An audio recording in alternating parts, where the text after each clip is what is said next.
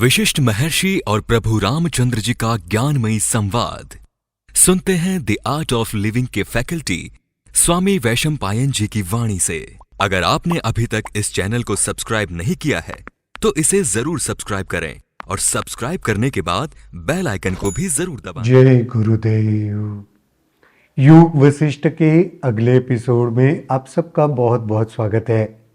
पिछले एपिसोड में अगर आपको याद होगा तो कुंभ फिर से शिखिध्वज के पास आकर उसको यह कह रहा है कि मैं जब से यहाँ से वापस गया मेरा मन नहीं लगा और मेरे पास इस संसार में वैसे भी दूसरा कोई नहीं है, तो तुम ही मेरे शिष्य हो, तुम पर मेरा पूरी तरीके से विश्वास भी बैठ गया है, तो मेरा मन अभी कहता है कि तुम्हारे साथ ही रहो।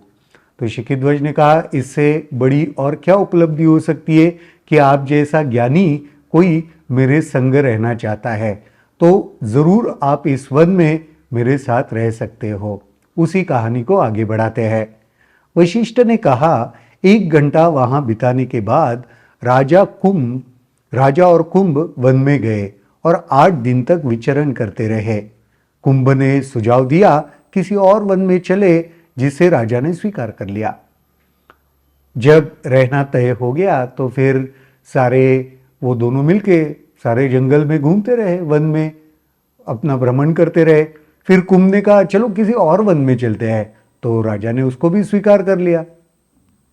वे जीवन के सामान्य नियमों का पालन करते रहे और ऐसे धार्मिक कृत्य भी करते रहे जो देवताओं और पूर्वजों को प्रसन्न करने के लिए किए जाते हैं। तो देखो, जब सात्विक व्यक्ति कहीं पर भी रहे, चाहे जंगल में रहे, किसी के साथ रहे, वो अपना जो नित्य नियम की जो कार्य है जिसके वजह से देवताओं को, अपने पूर्वजों को खुशी मिलती है या उससे हमें पुण्य प्राप्त होता है, वह सारे करते रहे नित्य नियमों से। यह हमारा घर है, यह नहीं है जैसी धारणाएं उनके हृदय में न उत्पन्न हुई। देखो, यह सब करते हुए, यानी यहाँ पे यही बता रहे कि नित्य कर्म करते हुए अटैचमेंट नहीं है कहीं पे, ये मेरा घर है, मुझे ऐसे करना है, ये सारी बातें वहाँ पर उनके भीतर, उनके हृदय में नहीं हुई। कभी वे भड़कीले वस्त्र धारण करते, कभी चिथड़े लपेट लेते, कभी वे शरीर पर चंदन का लेप करते, कभी बबूत रमाते, तो कभी वो अलग अलग। देखो, जो जिस परिस्थिति में उपलब्ध है, ज्ञानी व्यक्ति, जो व्यक्ति जिसको वह साम्यावस्था प्राप्त हो गई है, वह व्यक्ति हमेशा किसी में उलझा नहीं रहता है ना। कभी भड़कीले वस्त्र पहनते तो कभी चिथड़े, कुछ जो भी प्राप्त होता उसको लपेट लेते, कभी चंदन का लेप करते तो कभी बबूत जमाते रमाते। कुछ दिनों के बाद राजा में भी वैसा तेज दिखने लगा जैसे कुंभ में था।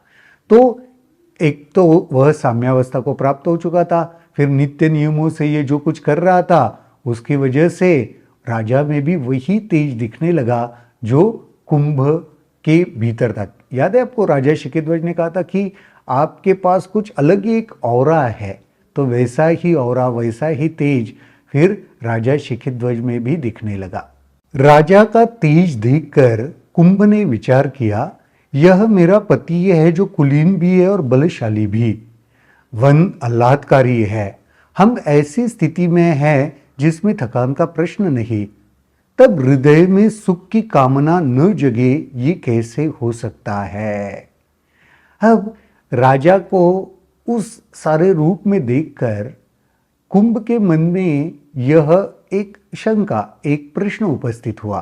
क्या कि ये मेरा पति है, कुलीन है, बलशाली भी है, और हम ऐसी स्थिति में जहाँ पे बहुत उल्लास है, आह्लादकारी स्थिति है, हम ऐसी स्थिति में है जहाँ पे कोई थकान ही नहीं है, कोई परिश्रम नहीं है ना, इसलिए थकान नहीं है। देखो, थकान तभी होती है जब मन परिश्रम अनुभव करता है। अगर आपको लग रहा है मैं बहुत काम कर रहा हूं, तो अहम का कितना बड़ा रोल है देखिए। मन को थकान तभी अनुभव होती है जब परिश्रम का अनुभव होता है, मैंने किया, मैं कर रहा हूं। तो जिस पल मैंने किया, मैं कर रहा हूं, ये भाव ही समाप्त हो गए तो थकान नहीं होती। एक सुंदर सीक्रेट है इसमें बताया हुआ।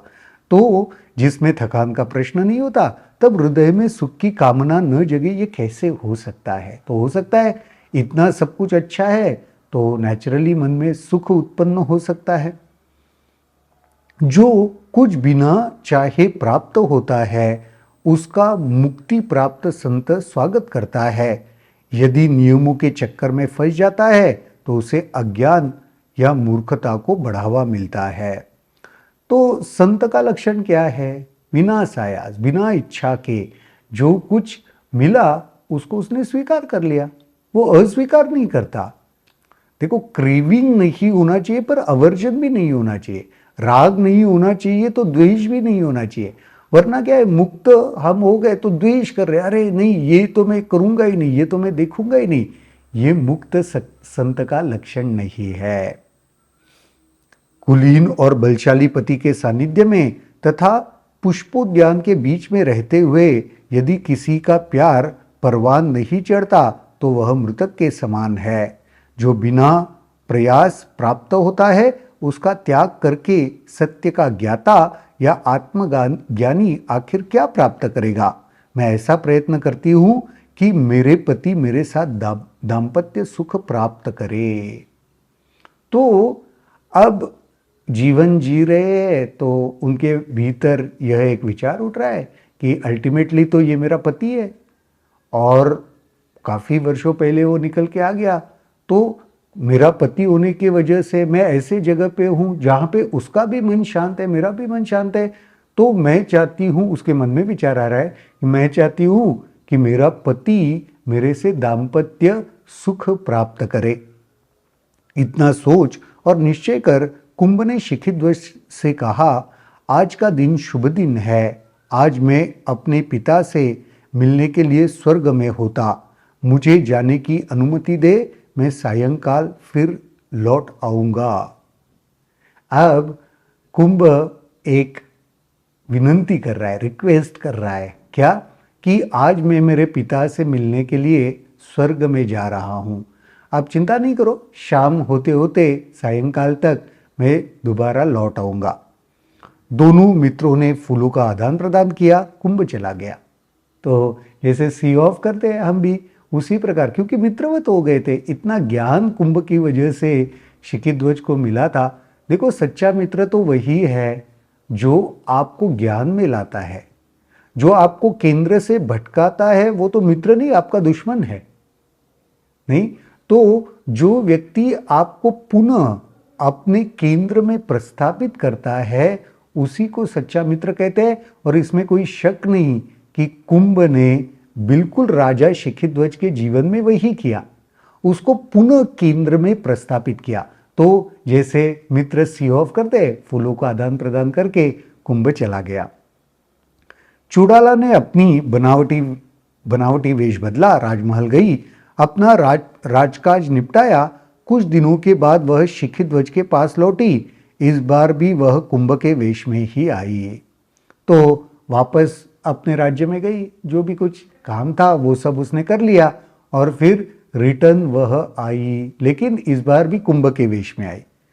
कुंभ के मुखमंडल में परिवर्तन देखकर राजा ने पूछा, हे देवपुत्र, आज आप इतने दुखी क्यों लग रहे हो?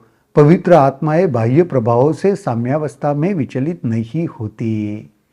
अब इतने दिन जो कुंभ राजा शिखिध्वज को समझा रहा था, अब वही राजा शिखिध्वज कुंभ को समझा रहा है। उनका चेहरा देखकर ऐसे लगा कि अरे आप कुछ परेशान दिख रहे हो। और जो व्यक्ति ज्ञानी है, जो व्यक्ति साम्यावस्था में प्रस्थापित हो चुका है, उसके चेहरे पर परेशानी दिख ही नहीं सकती, क्योंकि वो बाह्य जो भी कुछ चीजें हैं उनसे प्रभावित नहीं होता।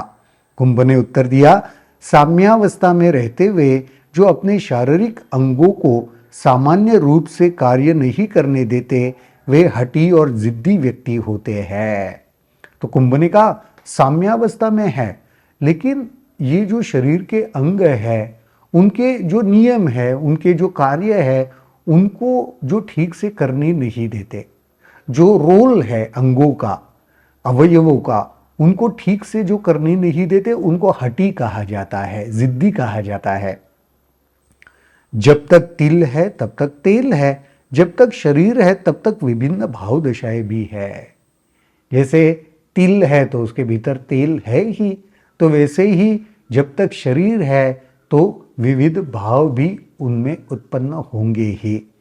जिन स्थितियों में स्वभावतः शरीर होता है उनके प्रति विद्रोह करना तलवार से आकाश को टुकड़े करने के समान है। तो आकाश को क्या तलवार से आप काट सकते हो क्या? अलग अलग टुकड़े कर सकते हो क्या? ये मुमकिन नहीं है। ये आकाश में तलवार घुमाने से कुछ नहीं होने वाला आकाश को। उसी प्रकार स्वभावतः शरीर के प्रति विद्रोह करना, जो स्वभावतः शरीर का जो नियम है, जो फ्लो है, उसको रोकना, उसके प्रति विद्रोह करना, ये बिल्कुल वैसे है जैसे आप तलवार से आकाश को काटने की चेष्टा कर रहे हो। जब तक शरीर चलता है सभी अंगों को अपना कार्य करने देना चाहिए।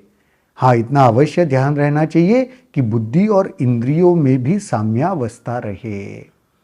तो शरीर के जो नित्य कार्य है उसको करने देना चाहिए, उसको रोकना नहीं चाहिए, उसमें विद्रोह नहीं करना चाहिए। हाँ, पर उसके साथ साथ क्या होना चाहिए?